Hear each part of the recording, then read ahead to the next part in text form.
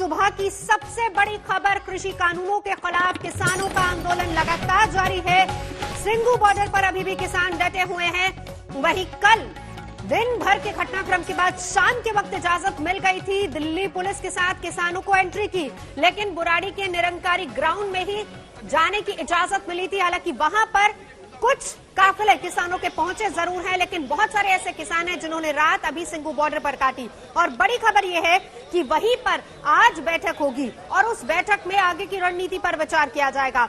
इस बात को लेकर चर्चा की जाएगी, इस बात को लेकर विचार किया जाएगा कि आगे क्या करना है, आंदोलन को अगला रूप क्या देना है, आगे कहां तक आंदोलन को ले जाना है। और इन सब के बीच बड़ी बात यह है कि कृषि मंत्री ने खुद ये कहा है कि 3 दिसंबर वो तारीख मुकर्रर की है जब उन्होंने कहा कि किसान संगठन आए, नेता आए और फिर उनसे बातचीत होगी। दूसरी तरफ किसानों का रुख भी अड़ियल है। उन्होंने कहा है कि जब तक हमारी मांगे पूरी नहीं होंगी वो रास्ता खाली नहीं करेंगे, वहां से वो हटने वाले नहीं है। और इस बीच आज की बैठक बहुत अहम, जिस पर लगातार आज तक की नजर बनी हुई है।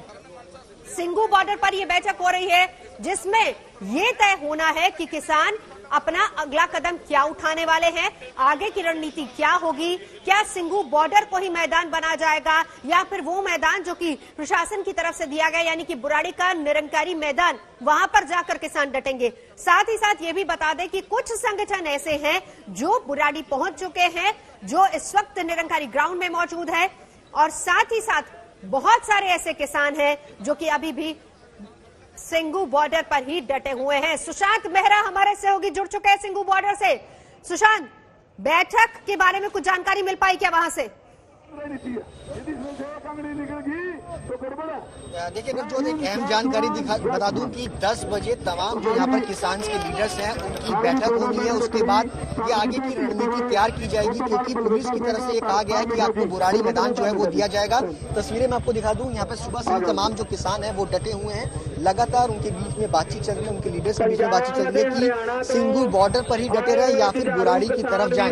ये फैसला अभी 10 बजे की जो मीटिंग होगी उसमें जो है वो तय किया जाएगा। हमारे साथ तमाम जो पंजाब किसान यूनियन के जो प्रधान है वो मौजूद हैं और तमाम लीडर्स यहाँ पर मौजूद हैं। सर, क्या आगे की स्ट्रेटेजी है? 10 बजे क्या कुछ रहेगा? उसके बाद क्या दिल्ली जाएंगे बुराड़ी के मैदान में, या फिर कुछ किसान वहाँ पर पहुंच भी चुके हैं? जो भी फैसला किया जाएगा वो 30 जथेबंदी बैठ के करेंगी। अकेला कोई फैसले के योग नहीं है, पर हम यहाँ तक पहुंचे हैं तो हमारी मांगे लेकर आए हैं। जो 3 कानून बने हैं वो वापस लिए जाए। 2 ऑर्डिनेंस अभी किए हुए हैं। अभी तो एक ऑर्डिनेंस टेबल पर ही है जो 2020 इलेक्ट्रिसिटी का है। दूसरा ऑर्डिनेंस जो पराली जगाने का 1 करोड़ जुर्माना और 3 साल या 5 साल की कैद की है वो हम वापस कराना चाहते हैं।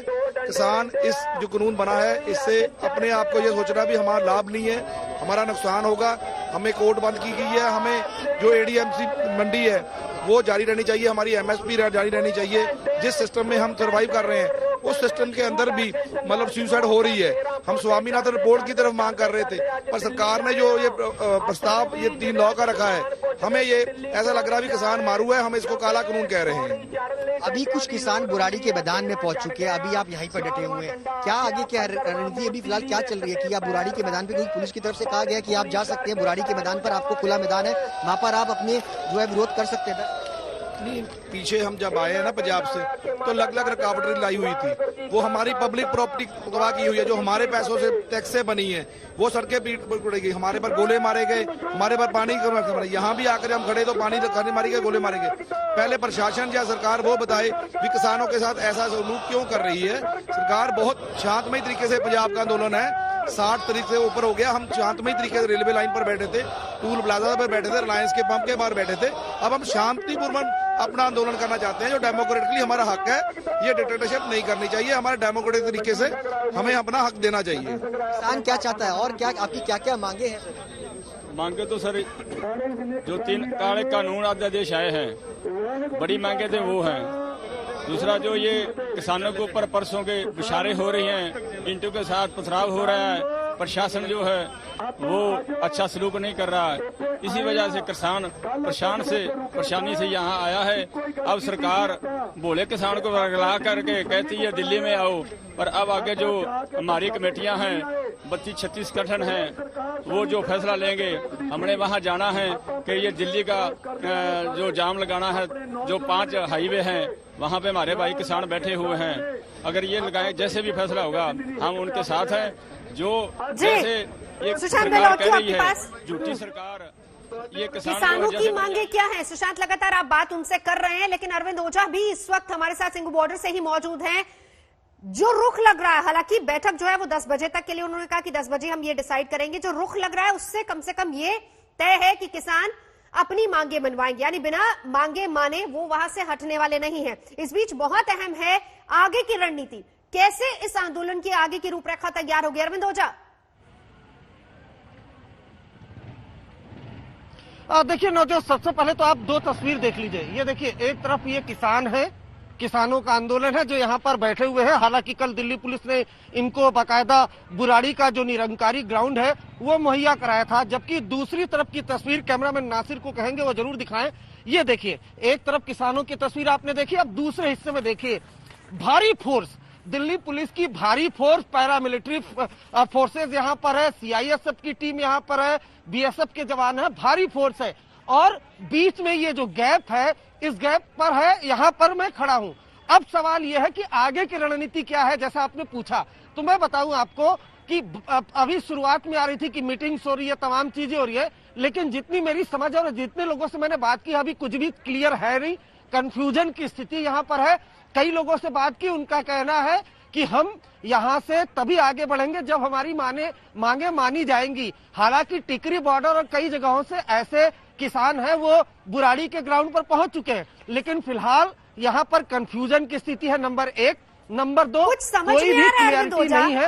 अभी तक की स्थिति यही है। अरविंद ओझा, कुछ समझ में आ रहा है कि क्लैरिटी क्यों नहीं है? देखिए, जिस वक्त आंदोलन शुरू हुआ, जब मार्च हुआ, तब एक सुर में आवाजें थी, दिल्ली पहुंचना है, दिल्ली जाना है। कल दोपहर तक जिस तरीके से आंदोलन था, उसके बाद इजाजत मिली, दिल्ली पुलिस के साथ दिल्ली एंट्री की इजाजत मिली, निरंकारी भवन में जाने के लिए कहा गया, लेकिन उसके बाद से कंफ्यूजन की स्थिति हुई। पहली बात तो कल जिस वक्त पथराव हुआ, उसके बाद से क्लैरिटी नहीं थी।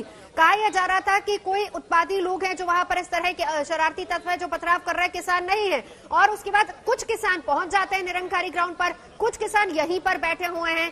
वो किसान ये कह रहे हैं कि हम डिसाइड करेंगे सिंघू बॉर्डर पर बैठना है या आगे जाना है। क्लैरिटी अभी क्यों नहीं है?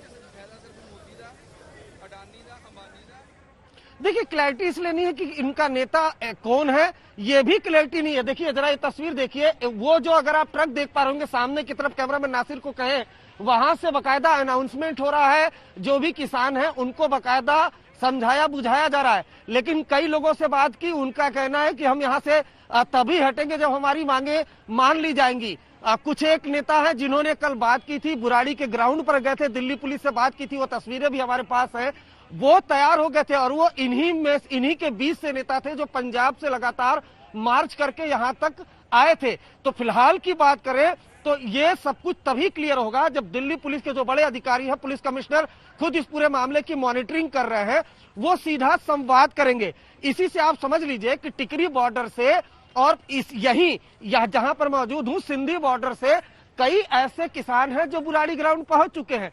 फिलहाल की अगर बात करें तो अभी रणनीति कुछ क्लियर नहीं, और मैं आपको साफ बताऊं, आने वाले 1 आध घंटे में भी रणनीति कुछ क्लियर होगी नहीं। यहाँ पर जो सिंधु बॉर्डर पर किसान बैठे हुए हैं